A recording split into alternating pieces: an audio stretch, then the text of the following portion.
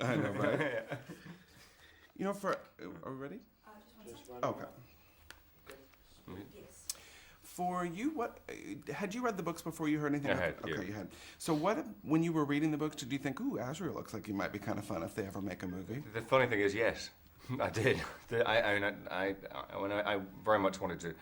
When I heard about the film, because the film was originally going to be made sort of 3 or 4 years ago, and then it got shelved and sort of, and it's been kind of, I think sort of the timing was perfect on it now because of the special effects had caught up and things. But I'd read the books and had been interested, and before I did Bond, I'd reread them when I was away on holiday. I read one of them and sort of thought, well, I'll see what happens. Maybe they'll fit in.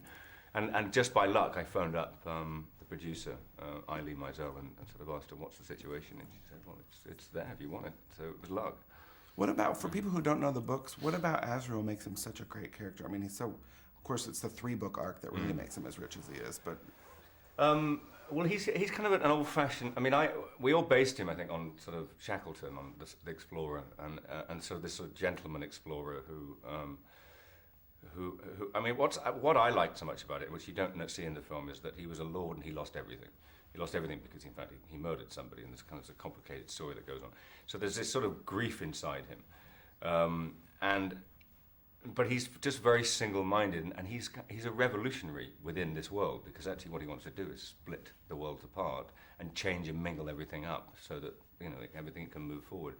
And he's secretly sort of, not secretly even, he's sort of tackling the system head on, and he's just I don't know, he's got a snow leopard as a demon. It can't be much better than that, really, can it? One of the things that I think people who don't know the books have trouble with at first until they get it is what the demons are. Can you describe, at least in your mind, what the demons are? It's an embodiment of yourself. It's not just your soul. It's your well, as a child, let's say, what happens with your demon is you have an animal which represents your soul, and it has the ability to change shape into any animal. It's at the opposite sex of you, so it's your, I don't know, your yin and yang, if you like to say. You could sort of get into that. And as you reach puberty and become an adult, it fixes as the person that you are. And what the conceit and what the brilliance of the idea is, I think, that Philip invented, was that you're formed as a child. So everything that affects you as a child makes you into the adult you become. So that when your demon sets, when it becomes the animal, it's because of the childhood you had. So the importance of your childhood is well, he makes how you grow up that important, so that having a good childhood, having good people around you, having good influences on your life is made all the more so, because if you end up with a slug, then it's a sort of real surefire sign that you've had a bad childhood.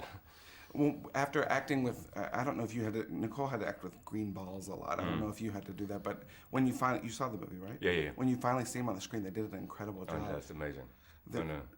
What do you think kids are going to enjoy most about this movie? Well, I think, I mean, Panta Lyman, who's Lyra's demon, who's still changing, and is voiced by Freddie Highmore beautifully, that character is so well formed, and some of the sort of manifestations with the cat and the wild cat, and there's a seagull at some point, are so beautifully done that you can't help but get pulled in. But of course, the big deal is the bears, and they really they knock it out of the park.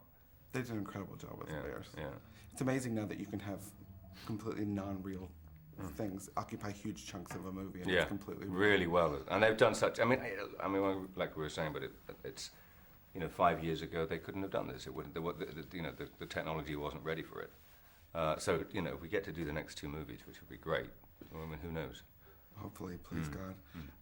If you had a demon in real life, you have any clue what kind of animal it would be? I don't know. We're talking about this. It's actually quite telling what you would say. Your guess is quite telling. It's like it would probably be the opposite of what it should be.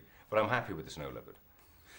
What about working with Chris? Obviously, he loves the books. What about working with Chris was so good or not good or rewarding? Well, I mean, Chris had got such a handle on it, and he put in a huge amount of work beforehand, which was important for the movie, because it's there's such complicated themes going on that you can only tell you know, if you know the books, I mean, if you know the books and you go and see the film, it's always difficult. You're always going to be slightly disappointed because if you know the books, you've got your own sort of picture of what the film is. But it's important to get the essence of what the book is about, and especially for the first movie, so that you can pull people in who haven't read the stories. And Chris sort of, you know, had got such a handle on that we you know, managed to sort of tell the story as simply as possible in the first day, but also just as you know, just to keeping the magic in there and all the messages sort of very subtly put. And then finally, Little Dakota had not done anything really before, but people are saying she's really kind of remarkable in the movie. She's done a brilliant job. What did you think about working with her and her final result in the film?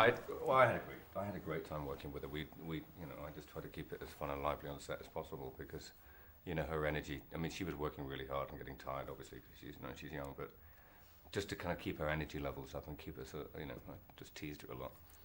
All right, thank you so much. All right. Have a great day. Thank you.